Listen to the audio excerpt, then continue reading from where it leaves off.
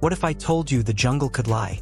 Not just a cheeky fib about who ate the last mango, but a full-blown, Oscar-worthy performance, elephants trumpeting from places where no elephants exist, whales belting ballads in oceans they've never visited, maybe even a squirrel doing voiceover work for a lion.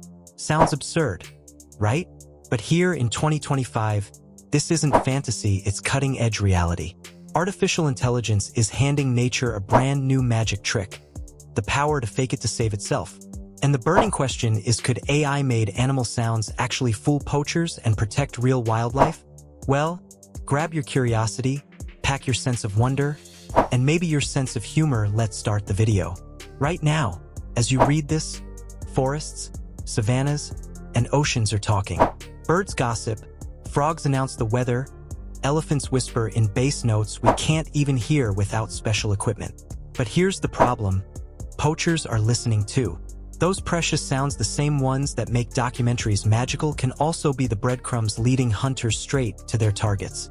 For decades, conservationists have been trying to stop them with fences, patrols, and cameras.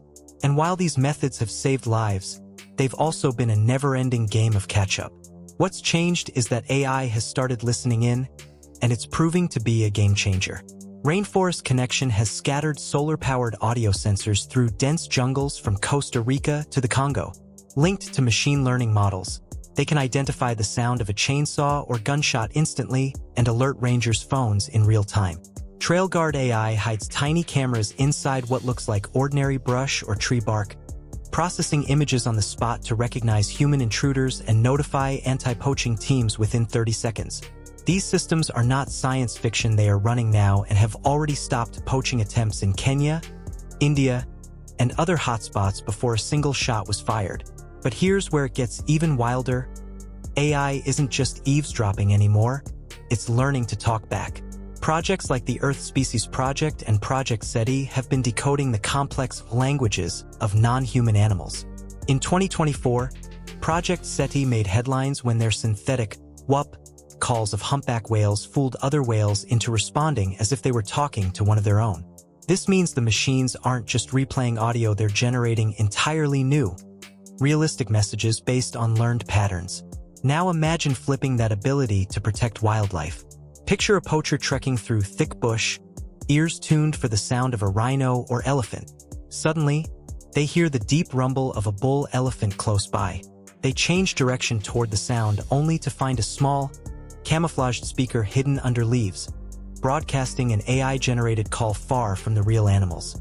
By the time they realize the trick, rangers have the upper hand. It's like leaving a fake wallet for a pickpocket, except instead of saving $20, you're saving an elephant's life.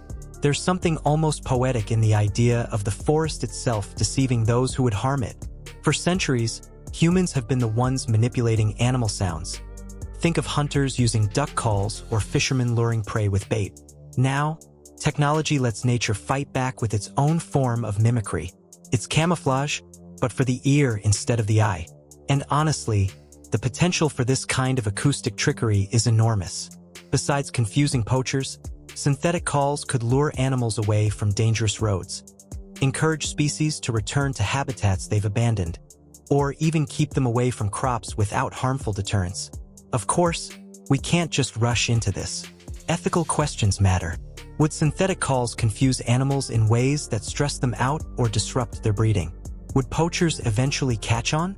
Scientists are adamant. Before deploying any sound-based defense in the wild, it has to be tested carefully to make sure it does more good than harm. But even in these early days, the combination of AI's ability to listen and to speak opens up a completely new frontier in wildlife protection. It's hard not to smile at the thought of a poacher stumbling toward what they think is a herd of elephants, only to find an unassuming little device humming away in the undergrowth. In my mind, the elephants are watching from a safe distance, grinning like mischievous school kids who just pulled the world's best prank. And while that mental image is funny, it's also incredibly motivating because it's a vision of a future where technology is not just a neutral tool but an active, clever ally to the natural world. The truth is, technology already has the muscle to make this happen. The listening part, acoustic monitoring, is a proven success. The talking part, synthetic animal calls, has been demonstrated in controlled studies. What we're missing is the bridge between the two. A system that can detect poacher activity, decide on the most effective synthetic call to deploy, and broadcast it in the right place at the right time. That's not a sci-fi dream anymore.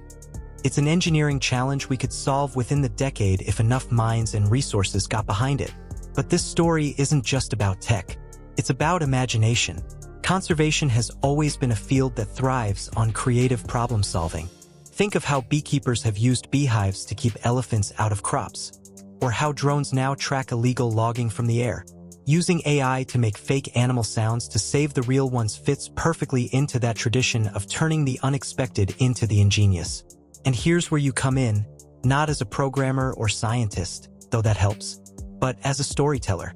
Because without stories, even the most brilliant idea can vanish into the noise of the internet age. If you want people to care about a concept like this, you can't just dump the technical specs on them. You have to take them into the moment. Make them hear the sound of that AI-generated elephant rumble and feel the shiver it might cause. Set the scene so vividly they can see the forest mist and understand what's at stake. Then, once they're leaning in, give them the facts.